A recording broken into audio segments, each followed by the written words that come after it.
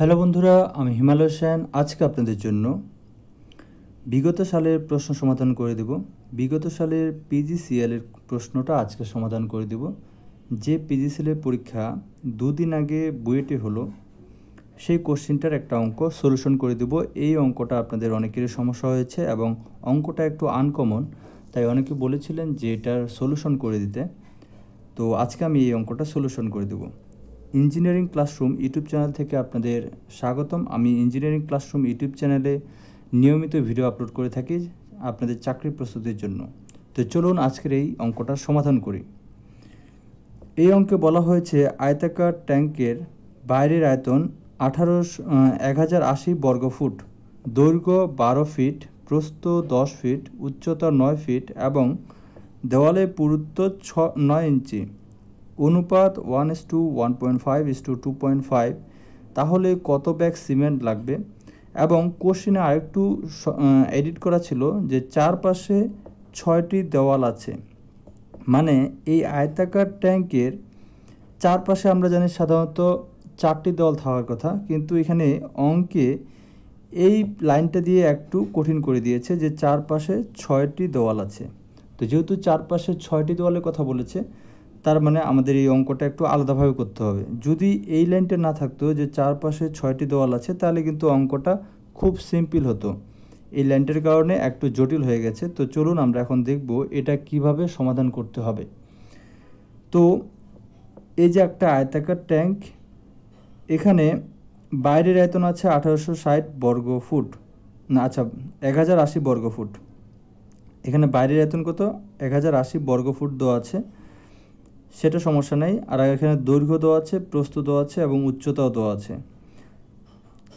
তো আমাদের যেহেতু এখানে 6টি দেওয়ালের কথা বলেছে, তার মানে আমাদের এইটাকে এইভাবে থিঙ্কিং করতে হবে যে এইটাকে যদি আমরা টপ ভিউতে দেখি, টপ ভিউতে দেখব চারপাশে 4টা ওয়াল এবং এই ট্যাঙ্কের ছাদের যে ওয়ালটা সেটা, এবং এই ট্যাঙ্কের নিচের যে ওয়াল এইটা এবং চারপাশের 4টা, টোটাল এখানে 6টা ওয়াল হয়ে গেল।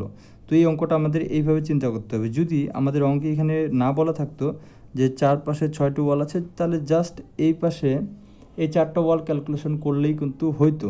কিন্তু যেহেতু এখানে বলছে 6টি ওয়ালের কথা, তাহলে আমাদের এই দুইটা চিত্র দিয়ে বুঝতে হবে যে একটা এই ট্যাঙ্কটার একটা ছাদ আছে, একটা মেঝে আছে, এটাও কিন্তু ওয়াল হিসেবে ধরতে হবে, এই ছাদটা এবং এই মেঝেটা, ঠিক আছে? এবং চারপাশে তো 4টা আছেই।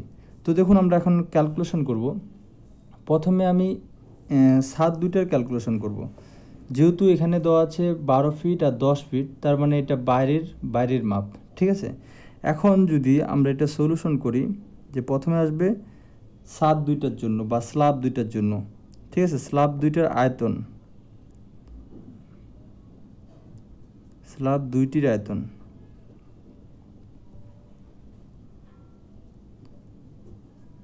তাহলে আয়তন মানে কি? আয়তন মানে হচ্ছে দৈর্ঘ্য প্রস্থ ইন্টু উচ্চতা।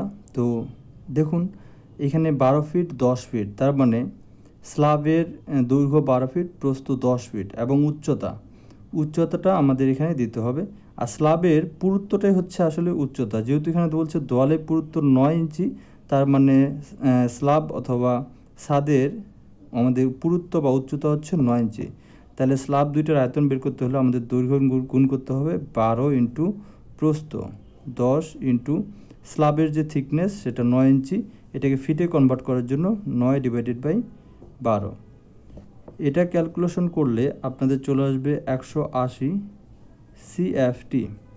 মানে দুইটা ছাদের যে আয়তন আছে সেই আয়তনটা কিন্তু আমরা পেয়ে গেলাম।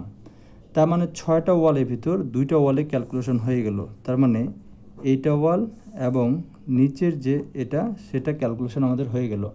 এখন আমাদের ক্যালকুলেশন করতে হবে চারপাশের, ঠিক আছে? চারপাশের। আর এখানে যে 9 ফিট বলছে উচ্চতা, সেটা 9 ফিট কিন্তু একবারে নিচ থেকে একবারে উপর পর্যন্ত। তো এখন আমরা এই আয়তাকার ট্যাঙ্কের চারপাশেরটা হিসাব করব। কিভাবে হিসাব করব?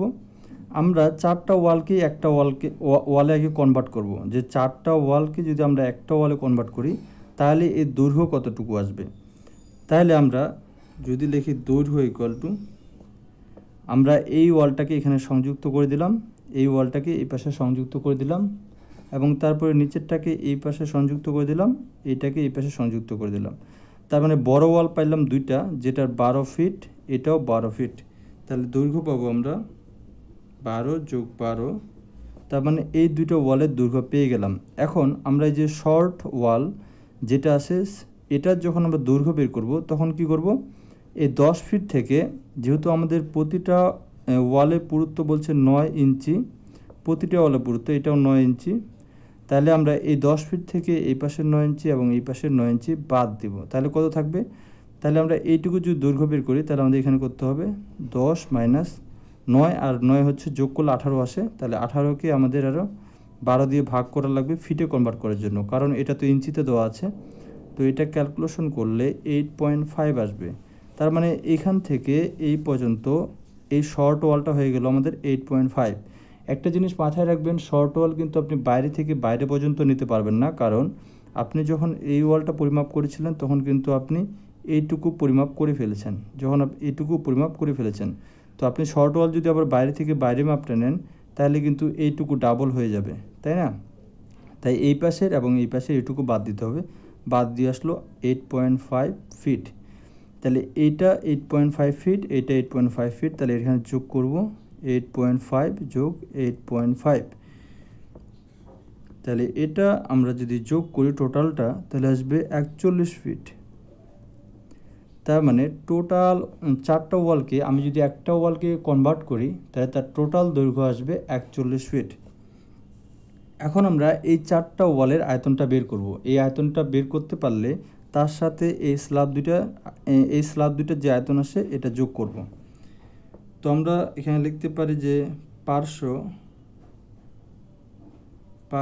4টি দেওয়ালের আয়তন,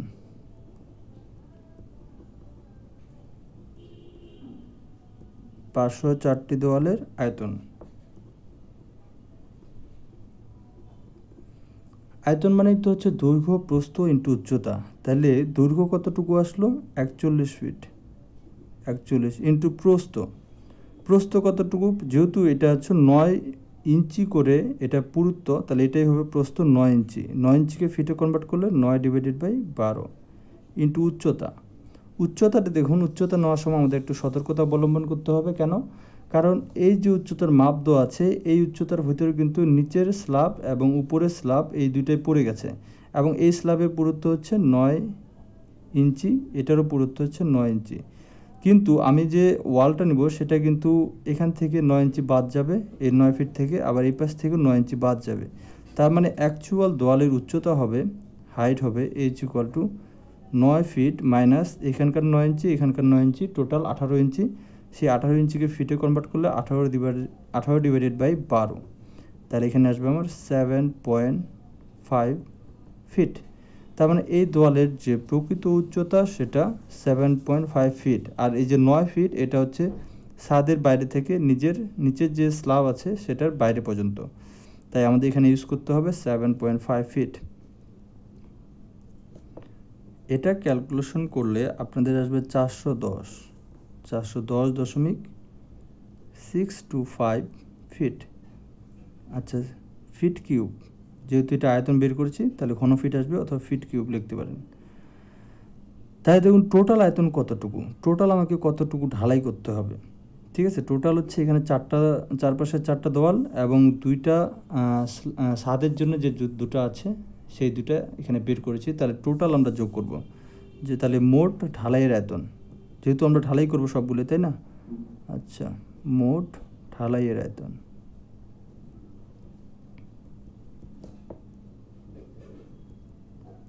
মোট ঢালাইয়ের আয়তন কতটুকু হবে? V = প্রথমে বের করেছিলাম 180, তারপরে বের করলাম 410.625, এই দুটো যোগ করব, যোগ করলে আসবে 615.94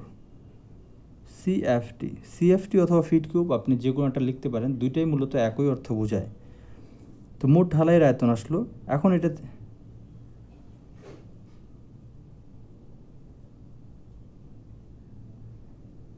এটা থেকে আমাদের কী করতে হবে? আচ্ছা, আমরা একটু ক্যালকুলেশনটা করে নিই, আমাদের যদি ক্যালকুলেশন ভুল থাকে তাহলে আবার প্রবলেম হবে। এটা একটু ক্যালকুলেশন করে নেব। 41 ইন্টু 9/12 ইন্টু 7.5।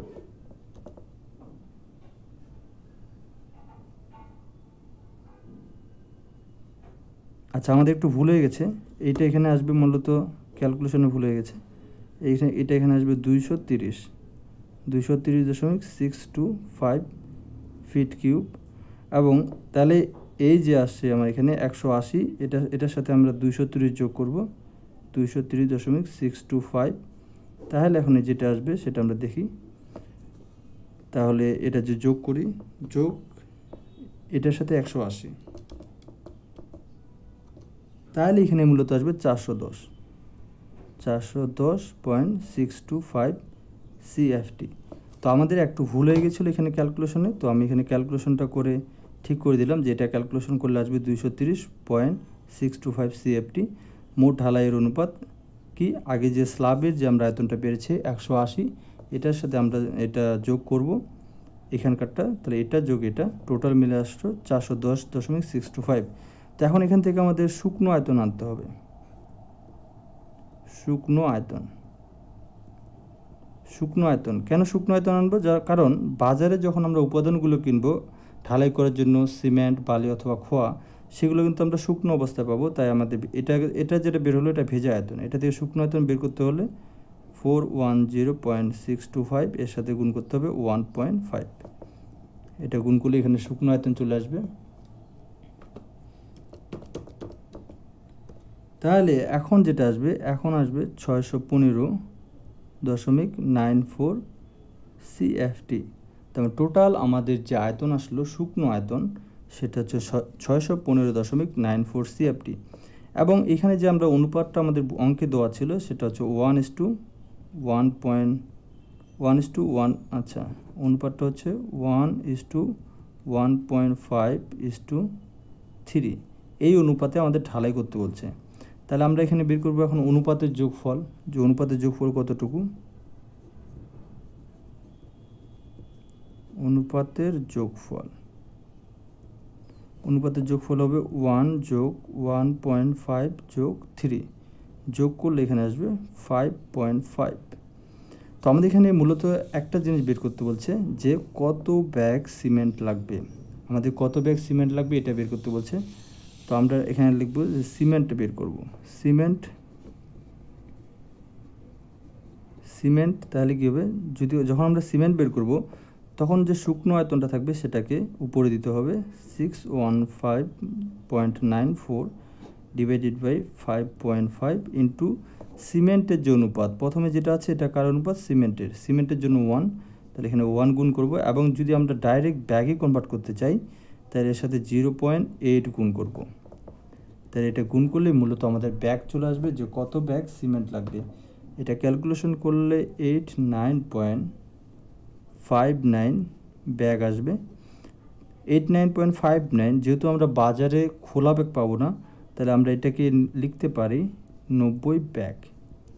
তো এটাই মূলত অ্যান্সার। এখানে শুধু আমাদের বের করতে বলছিল যে কত ব্যাগ সিমেন্ট লাগবে, তাই আমি শুধু ব্যাগটা বের করে দিলাম যে কত ব্যাগ সিমেন্ট লাগবে। আশা করি আপনারা বুঝতে পেরেছেন। যদি অঙ্কটা বুঝতে পারেন তাহলে অবশ্যই একটা লাইক ও কমেন্ট করবেন। এবং আপনাদের যদি কোনো অঙ্কের সমস্যা থাকে অথবা কোথাও কোশ্চেন থাকে এই অঙ্কে, তাহলে আপনারা কোশ্চেন করতে পারেন। আর আমি চাকরি প্রস্তুতির জন্য অনলাইনে একটা ক্লাস করাই। আপনারা যদি সেই ক্লাসে যুক্ত হতে চান তাহলে হিমালয় শাইন ফেসবুক আইডিতে মেসেজ করবেন এবং আমার সাথে কথা বলবেন। ওকে, আপনি যদি অনলাইনে কেউ চাকরি প্রস্তুতি কোর্স কমপ্লিট করতে চান তাহলে আমার সাথে যোগাযোগ করতে পারেন। তো আজকে এই পর্যন্তই। এবং PGCL-এর আরও যে কয়েকটা অঙ্ক আসে সেই কয়েকটা অঙ্কের ভিডিও আমি খুব দ্রুতই আমার ইঞ্জিনিয়ারিং ক্লাসরুম ইউটিউব চ্যানেলে আপলোড করব, সেই অঙ্কগুলো দেখবেন। তো আজকে এই পর্যন্ত, সবাই ভালো থাকবেন।